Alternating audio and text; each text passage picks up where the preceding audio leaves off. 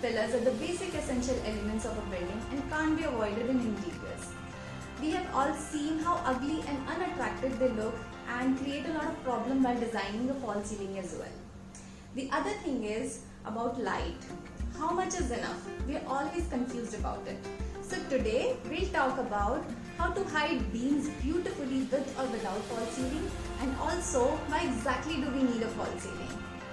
Along with how much light do we need in a room with a super simple formula, some unique lighting arrangements which can take your spaces to another level. So please watch this video till the end, as I have few surprise bonus ideas for you there. So let's get started.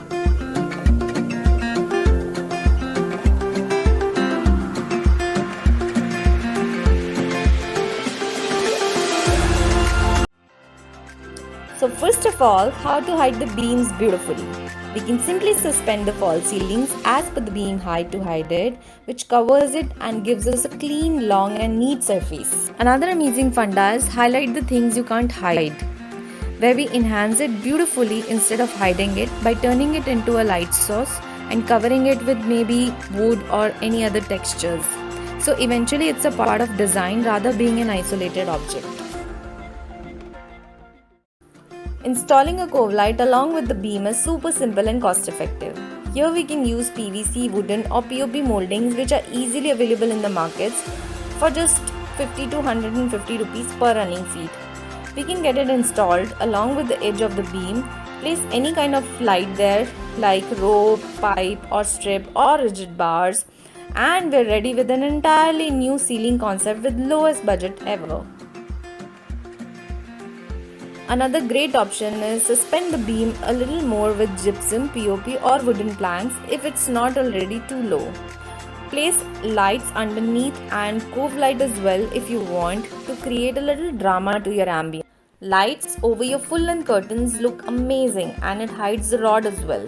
It actually elaborates the interiors to another level and it also gives you a neat sophisticated look at a super low budget.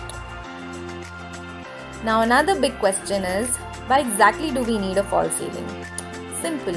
It's basically to hide wires, unevenness of the ceiling, AC ducts, conceal lights and of course the beams. Other than these, sometimes for soundproofing, insulation, reducing the extra height, proper distribution of lights all over and of course beautification. False ceiling was first used in Japan in the 14th century for aesthetic purposes, and later in the mid-19th century in London for acoustical purposes, and ever since then it's been used in many places. Earlier, only a few materials were used for false ceilings like wood, gypsum or POP. But now, with a vast variety of different materials available, the possibilities are endless. Again, keeping in mind the original height of the ceiling, the purpose and what will be the area used for, we can actually combine different materials, be a little creative and cut a lot of cost along with beautifying the spaces. Materials such as glass, mirrors, metal panels are very much in trend nowadays. They're simple to install, low maintenance, very good option for commercial properties. Another good option is an open cell ceiling panel. Then we have PVC, acrylic, compressed coir boards which are manufactured in South India and even promoted by Indian government.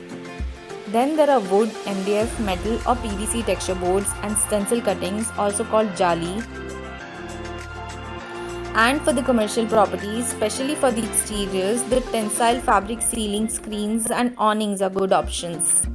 If you want to add a little nature to your ambience, you can opt for the artificial grass or green panels. They have been here for a long time now, but still they look amazing.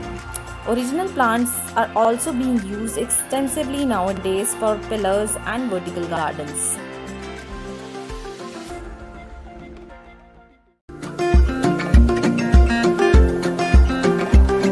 So the next big question is, how much light is enough? We're always confused about it. As we all know, we need to combine different lights for cozy, welcoming but practical and functional interiors. So all the kinds of lights are divided into three basic categories, such as candle lights, which include traditional assist fixtures, down lights, chandeliers, ceiling, wall, floor or table lamps. Then we have task lights, including hanging lights, spotlights, target or focus lights, adjustable lamps, counter lights. And last but not the least, the accent lights, where we include can lights, up lights, picture, candle, niche lights, under cabinets, or any other light with dimmer. As this is an age of LEDs, we have a humongous variety of different kinds of lights available in the markets, and we again get confused about what to choose and how. The first and foremost thing to understand here is how to figure out how much light do we need. The calculation is super easy when we know how much light do we need per square foot. The illumination of an LED is measured in lumens, and 1 watt is equal to 60 lumens. So simply, for ambient or general lighting, we need 5 to 10 lumen per square foot, like in living, dining, bedrooms, corridors, balconies, foyer, etc. For task lighting, we need somewhere around 40 to 50 lumens per square foot, like for reading, chopping, dressing, cooking, studying, etc. Light for commercial properties depends upon the type of business. It may vary from 30 to 50 lumens per square foot in different areas such as reception, conference room, staff area, circulation spaces, etc. Let's take an example. Suppose we have a 12 feet by 10 feet room, so the area is 120 square feet. We know for ambient light we need 10 lumen per square foot. So the total requirement for this room is 1200 lumens. Now we already know that 1 watt of an LED produces 60 lumens of light. So we require 20 watts of LED for this room, and this can be divided into any wattage like 4 LEDs for 5 watts or 5 LEDs for 4 watts, etc. Always try to add some task and accent lights for warm and welcoming interiors. Same way we can calculate the task light requirements for the same room. Super duper easy.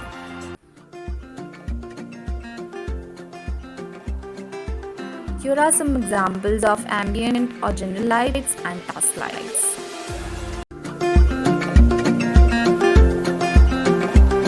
Commonly, we have direct lights for false ceilings, surface lights for without false ceilings. We have budget lights like tube lights. The prices may vary as per the wattage, brands, variants, like the design and the shades of the light. Then you can go for accent or spotlights. Indirect lights like cope, pastable strip, pipe lights or rigid bars, which can cost you somewhere around 100 to 2000 rupees per running feet. Always remember to combine lamps with these basics, as they can greatly enhance your interiors. Here the cost depends upon the taste, and of course you can try some DIYs here.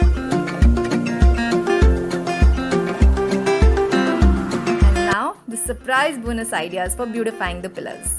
Enjoy!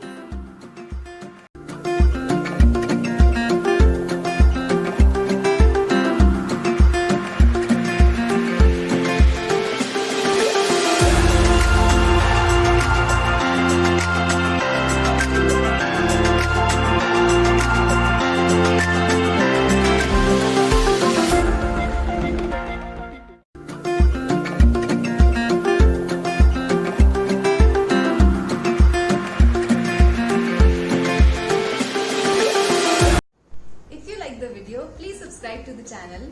See you soon in the next video. Till then, stay home, stay safe and take care. This is Ritu signing off. Bye bye.